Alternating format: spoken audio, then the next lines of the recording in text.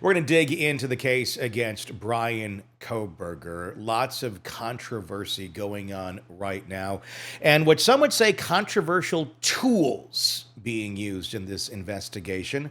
Investigative Genetic Genealogy, or IGG. And before you think, oh, this is junk science, this is scary, this is something new, it's really not. It kind of depends on if you're the prosecution or the defense and how it's going to weigh your way or not, if you're going to call it junk science. IGG has been around for a while. In the case of Bryan Kohberger, IGG playing a key role in connecting him to the crime scene.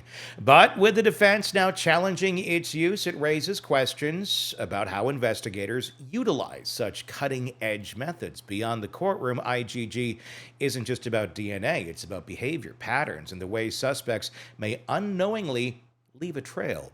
Joining us to discuss is retired FBI Special Agent and former Chief of the Counterintelligence Behavioral Analysis Program, Robin Dreeke. Robin, from your perspective, how does a tool like IGG change the behavior of a suspect when they're accused of it? And what kind of patterns do investigators look for once an initial DNA match points them in a direction like this with something like IGG?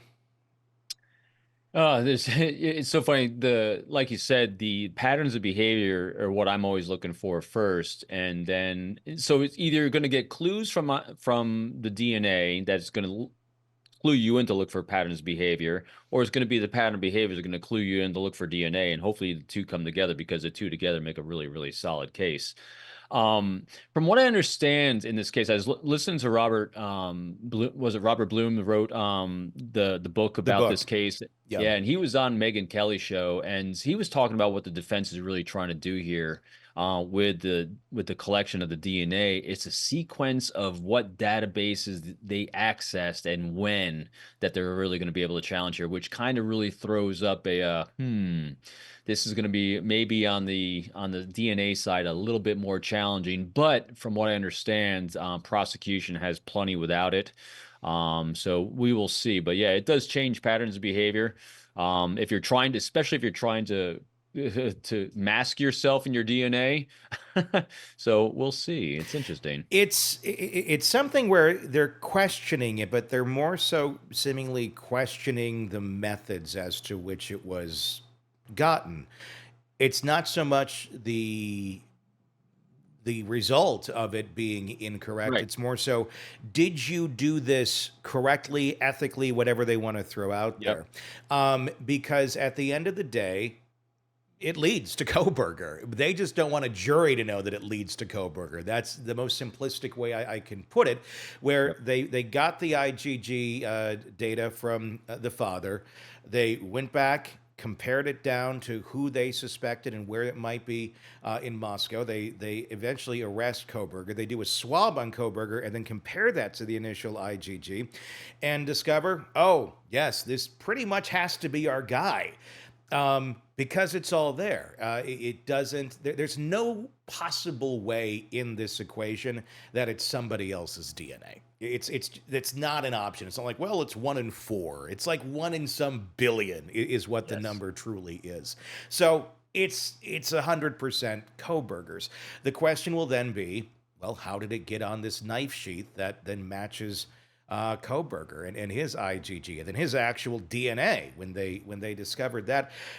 If the IgG stays in this case, which I'm thinking it probably will, Hmm. what kind of a defense does Kohberger have? Because this is, I mean, they're throwing things at the wall. The let's he likes going for drives at night and looking at the stars. Didn't seem to have that much excitement to it. Nobody really jumped onto that, going, "Oh, of course, that explains it. He didn't kill anybody." But this pretty much shows that he was at least there, or his DNA was on the knife sheath at some point in time. If this does not get thrown out and it all goes into court, does he have an argument if this knife sheath is there? I don't think so. If the knife sheath is there and they got the DNA and it's admissible, I think he's done. Because now look at the behavior pattern. Without this, we got a lot of reasonable doubt to me. Because without this, and we were just talking about this, most most murders, there's a connection somewhere between the victim and the murderer.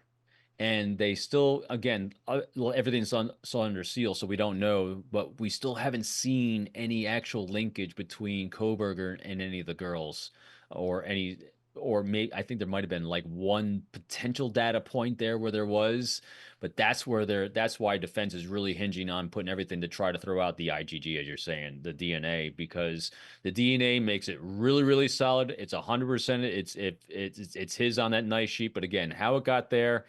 Well, it's a touch DNA on that thumb snap. So, but again, it's the data. I know the only thing they're challenging is the database that the feds used to access it when they had permission to do it. Like, what came first, a chicken and the egg on this? I think is what defense is going after, if I understand it right. And at the end of the day, does it really matter? I mean, I guess to procedure it might, but there doesn't even seem to be really any answers to this is improper use of it and this is proper use of it. There doesn't seem to be really any rules around other than somebody saying, "Well, that doesn't seem fair." Great. To you it doesn't, to the victims, and it led to supposedly the killer here. It means a lot. Yeah, so the collection of it from the knife sheath follows regular procedure. I think the way they got it, boy, I'm trying to remember as I'm listening to it on the other show.